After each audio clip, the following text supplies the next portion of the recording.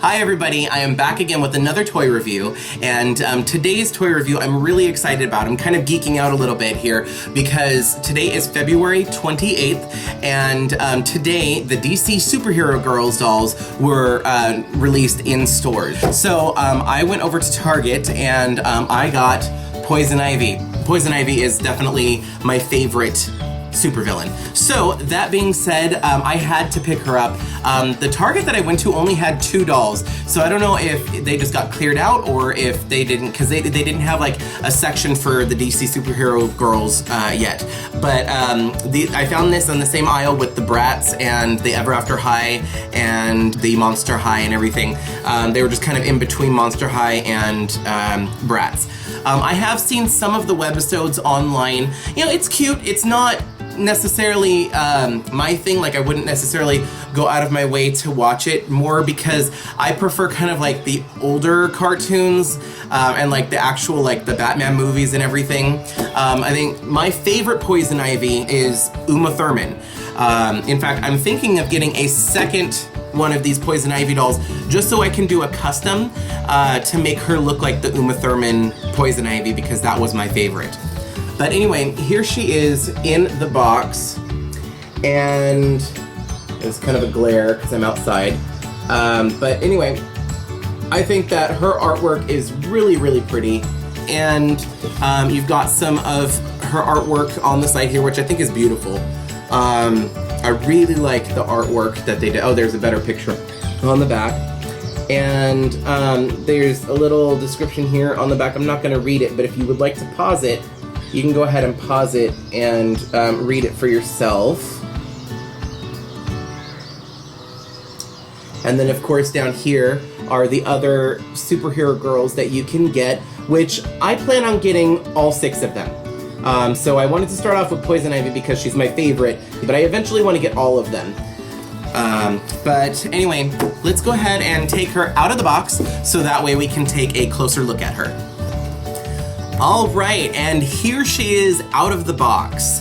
So first I'm going to give you a close-up look at her, a little closer.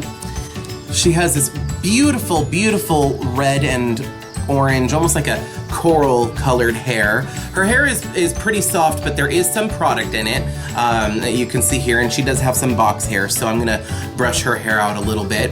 I like her makeup is pretty minimal. Her eyeshadow is like a light cream color, and she's got like a coral pink colored lips. She comes with a little hair clip here that looks like a rose, connected to an ivy line that goes down around this kind of swirl braid.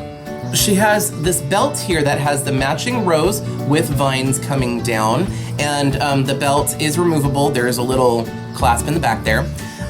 She also does come with, this is actually 2 pieces. At first I thought it was 1 piece, but it's 2. She has a bracelet or an armband, and then she also has these ivy vines, which you can take off and put on either hand. Her outfit is this green jumpsuit underneath, and then this sheer ivy print top that kind of looks like a faux wrap dress that goes over it.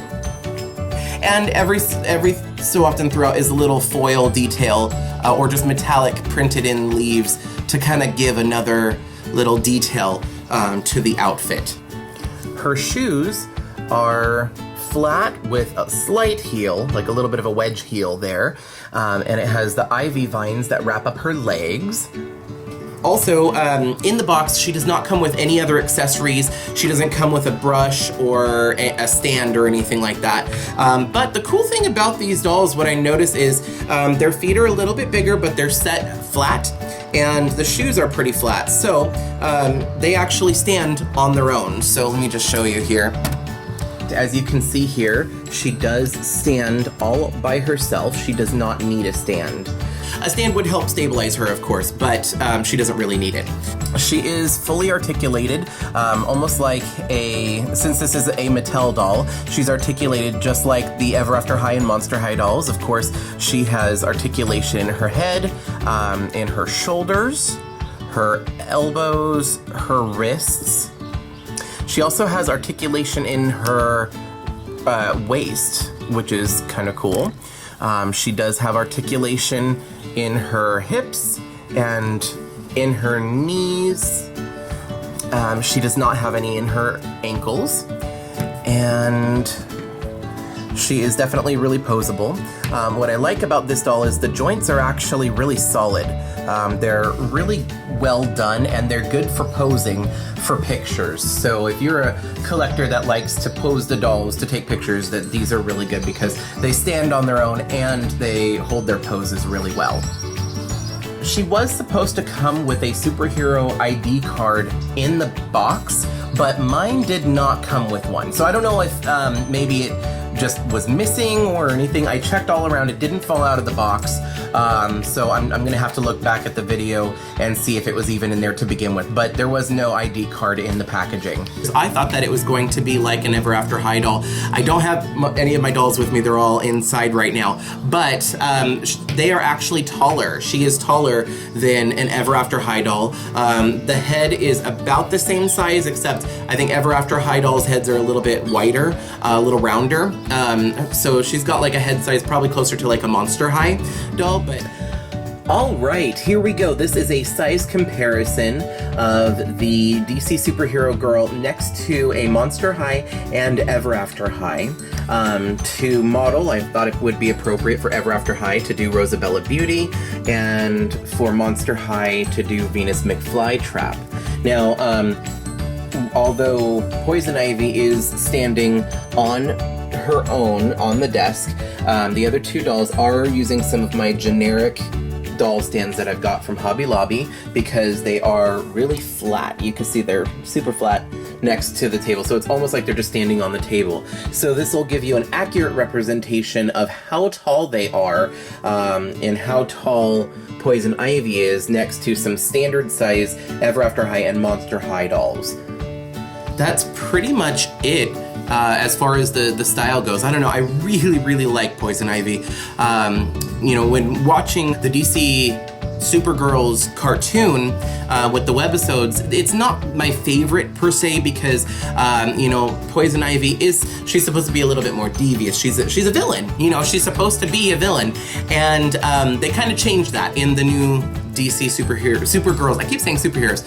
The Supergirls cartoon, she's not a villain. She's actually one of the good girls, one of the main characters, which is like kind of a, you know, want for to me, you know, because obviously, you know, I liked them as the villain. She has become like almost like Fluttershy, you know, kind of like a shy, not very outspoken, you know, very kind type personality. From the little bit I've seen, I've only seen a few of the webisodes. I haven't seen the whole thing, but I don't know. The one thing I really do like, though, is I love the fact that DC is now reaching out to a broader audience, adding in dolls that the girls can play with, but still be part of that world, you know, or enjoy that world. I think is great, and the fact that they actually do have the action figures as well. So if a girl does want to play with action figures but wants to have more of a girly approach to it, or, you know, something they can identify with maybe a little bit more than the really hyper-masculine type of action figures, they have action figure versions of all of these girls available as well. I probably won't be collecting the action figures as much. I'm probably just going to be collecting the dolls just because that's what I collect.